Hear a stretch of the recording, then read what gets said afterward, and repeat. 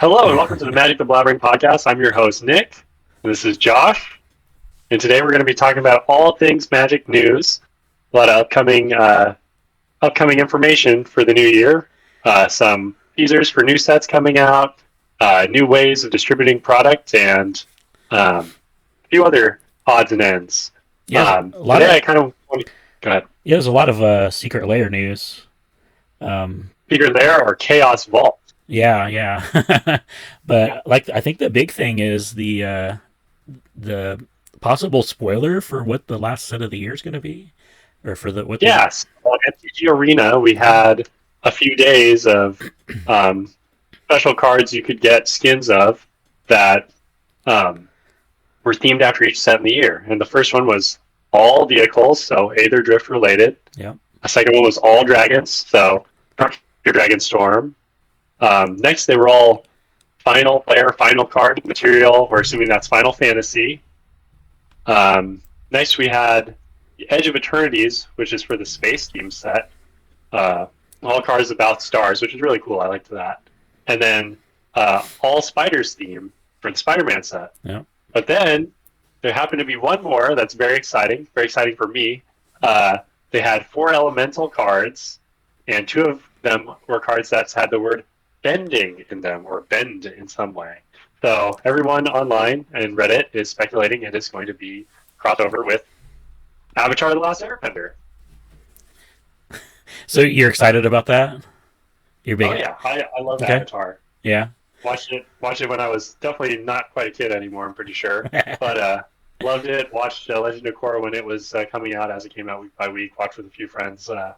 It's a really fun show. I think it lends itself pretty well to Magic. Yeah. Monsters.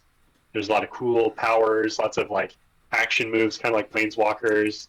I think it's a good property to kind of cross over. Yeah. It's I mean, Avatar's owned by Paramount, which I think owns Nickelodeon, and so we've already got the SpongeBob Secret Lair. So Wizards is already working with Nickelodeon. So, I mean, this kind of makes sense a little bit to me. So, there's Well, and a few years ago when they were trying to get that Netflix series off the ground for Avatar, which I think they did, I remember one of my brothers is about 16 years younger than me. There's like infinite like online videos that are like, hey, get ready for Avatar. Oh, it was the best thing from my childhood for them.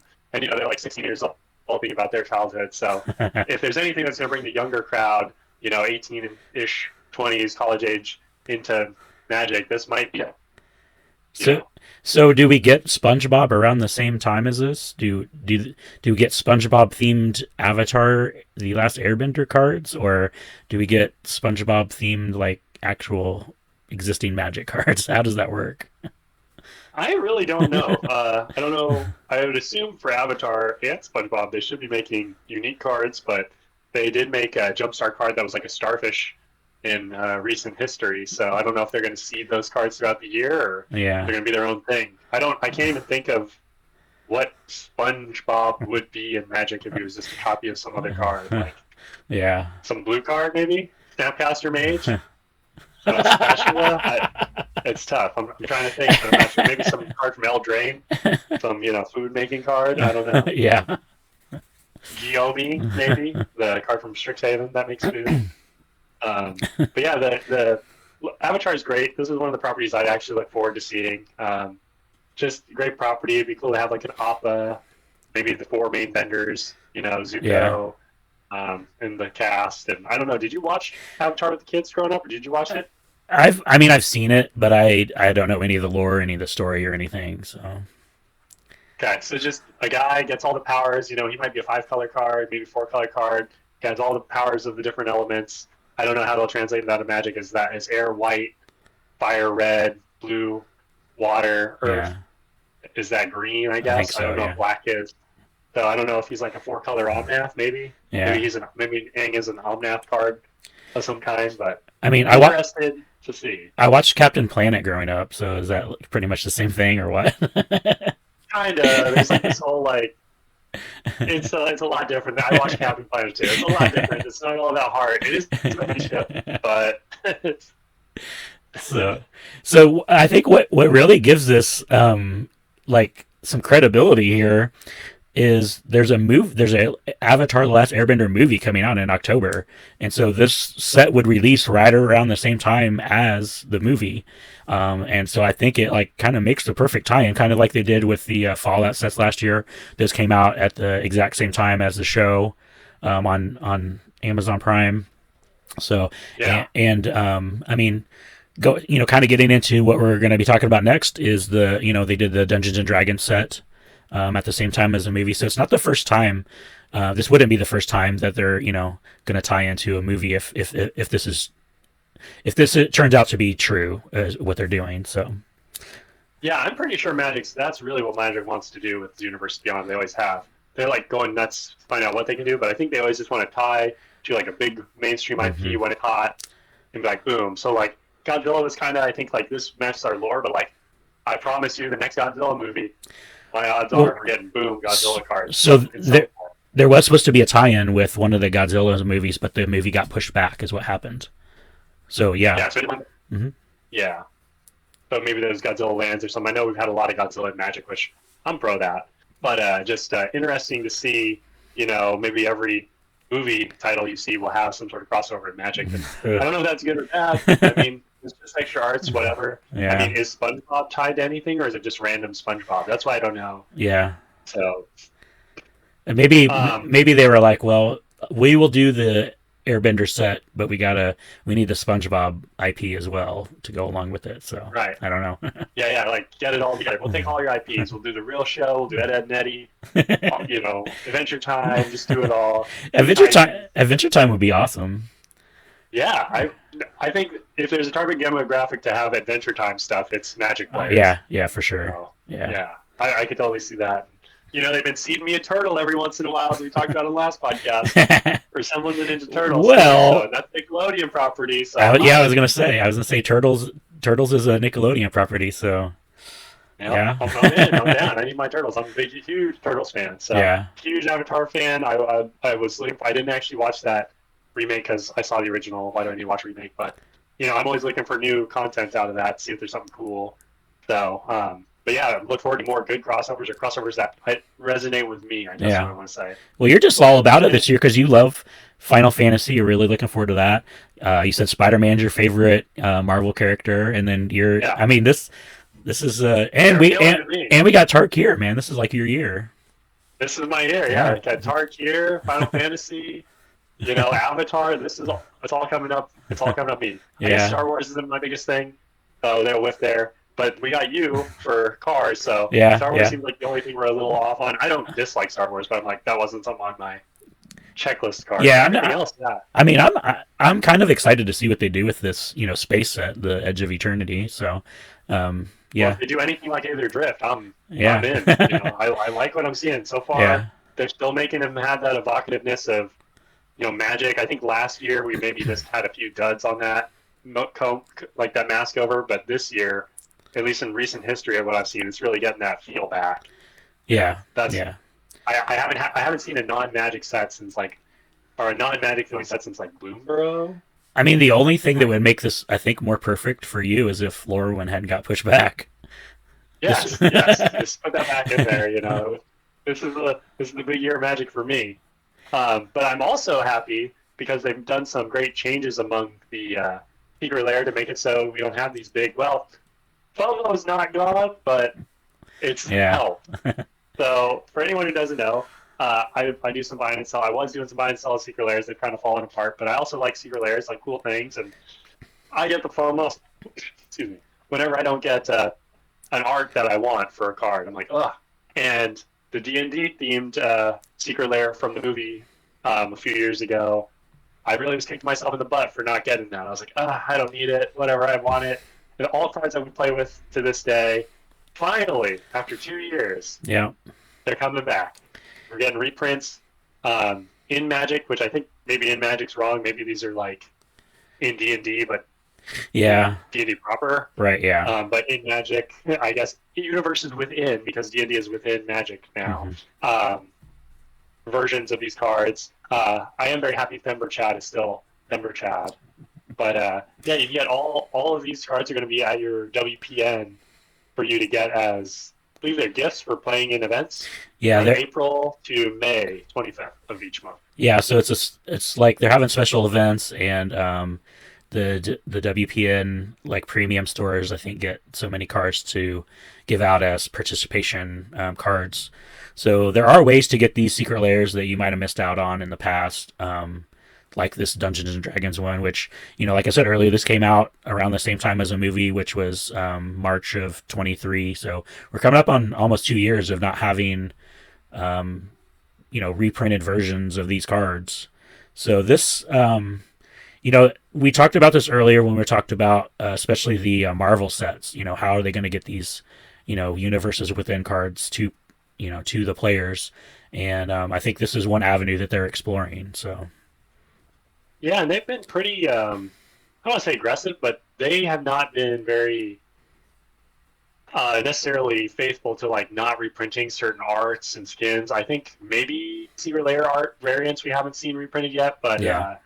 like the unique arts from certain cards, like in recent history, I saw in the new Innistrad set that's coming out, that Tree of Perdition that has the anime art is in that set. So I thought that was going to be a unique art that for a lot longer, but I think it may be a year or two. Yeah. So I think we kind of even on unique arts maybe have a year or two before we kind of get them recirculated, or at the very least getting functional cards back. So I mean, no one's been crashing down tournaments, I think, with any of these D&D cards. Yeah. It's not been a gameplay issue unless you really. I mean, I would probably be playing Casal and Thunder Chat if I'd had them before, but Right. I don't think it's really been like. I have seen people play. I guess it's Math,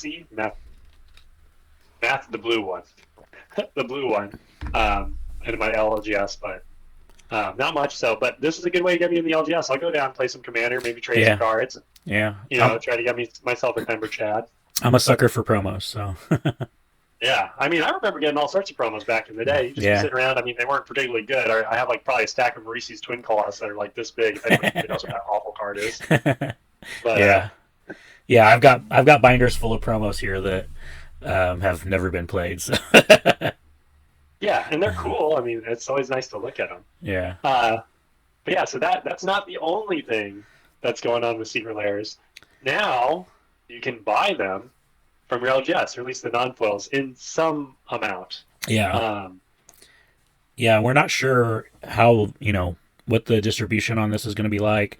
We don't have a whole lot of details other than shortly after these Secret Lairs go on sale, they're going to be available in the non-foil version to purchase from your LGS. So they're kind of eliminating or alleviating some of the FOMO, or trying to anyways. But I mean, we've seen this with, like the From the Vault sets, how they just get, just jacked up in price. So like if one of these sets goes like Marvel does, who knows what you're going to see at your LGS, but hopefully, they are doing something to try to get these Secret Lairs, in the hands of players, or collectors that want to actually, keep the cards. So, well, this is a back-to-back win for LGSs. We have them getting promos for free. I'm assuming for free. Yeah. And then this, I'm guessing it might go, if you think way back into From the Vaults. This might have something similar From the Vaults where they won't get a ton, but they get enough. Right. And also, it's an additional bonus to to players because they.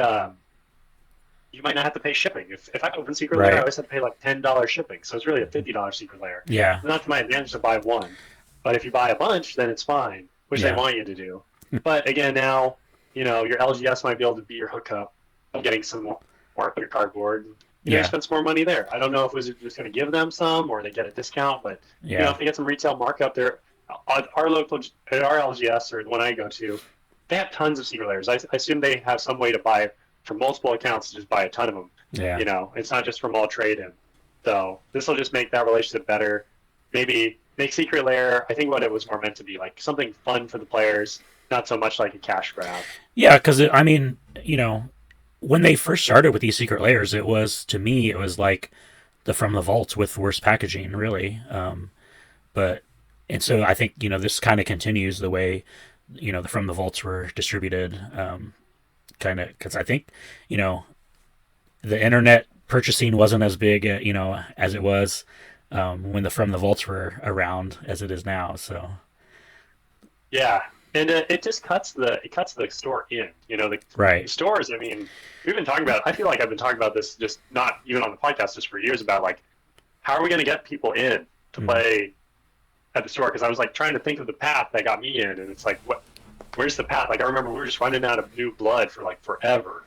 It felt like, and now it's like, okay, finally put something out there for people to latch onto.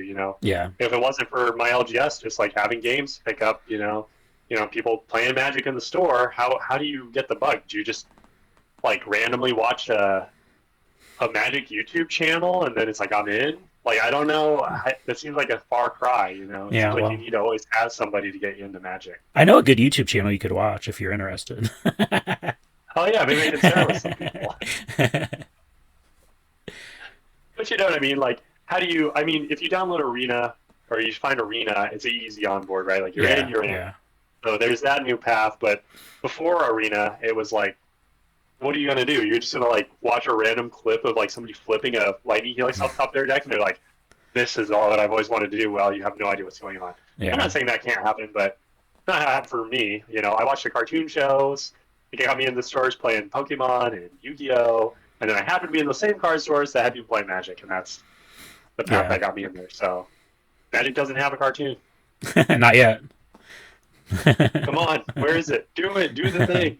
Yeah, so this is good. This is good, in two ways for LGSs, because you get traffic in the store to come buy these, and then they're making money off these secret layers. I assume that they are anyway. So yeah, at least something. I mean, you walk in the store, you're going to get some sleeves, you might get a deck, you might buy some more cards, you might find some friends. Right, friends are huge. Yeah. That's the secret sauce to Magic, if you don't know. It's not, we all talk about the game and all these other things. Secret sauce is the friends you meet along the way. So. Yeah. Yep. That's how I got started.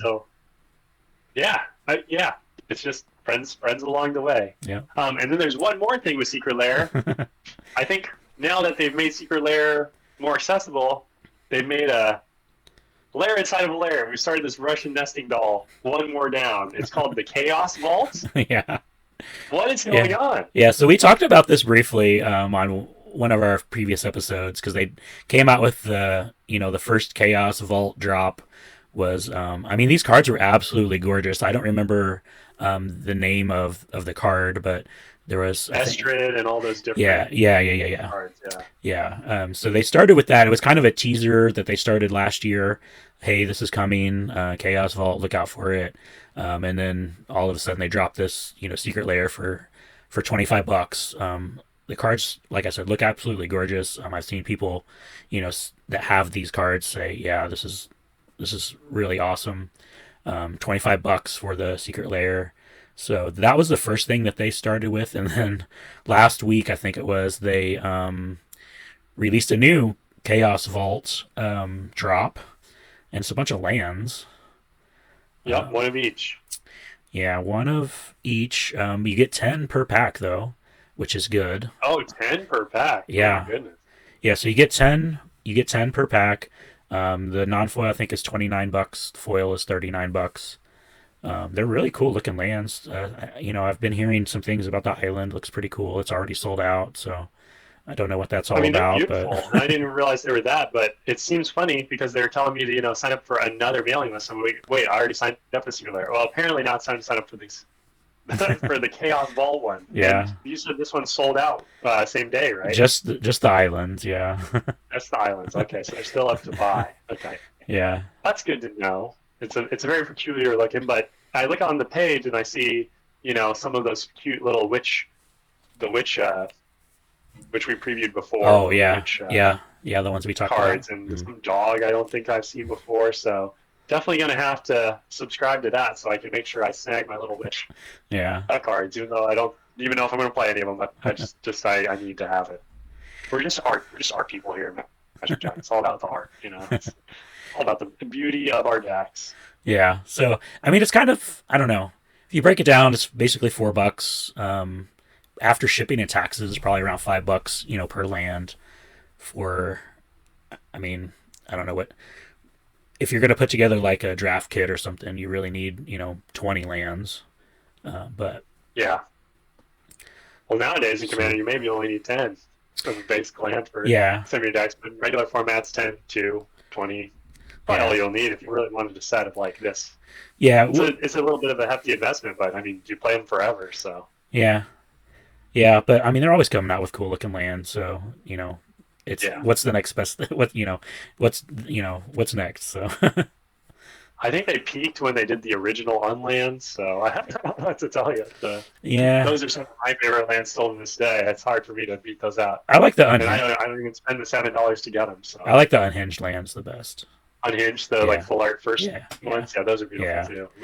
I remember when LGS playing those all the time. All those serious blue players were like playing those islands. That was always the thing. Yeah, all those were John Avon. So John Avon's probably one of my favorite artists as far as lands go. So I'm drawn to those. Yeah, I've got prints hanging on my wall of the original unhinged lands. So. Oh really? Yeah.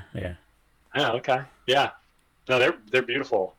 Yeah, I'm just attached to that like a little older style, but those were like the first full art. There really weren't that many full art cards back then. And they were really full art, like because back then like you'd have like the full art like Mana Leak and Fireball, but most of the time they still had some text box or whatever. These are just like boom. Yeah. Just like it just has the black the black border. That's it.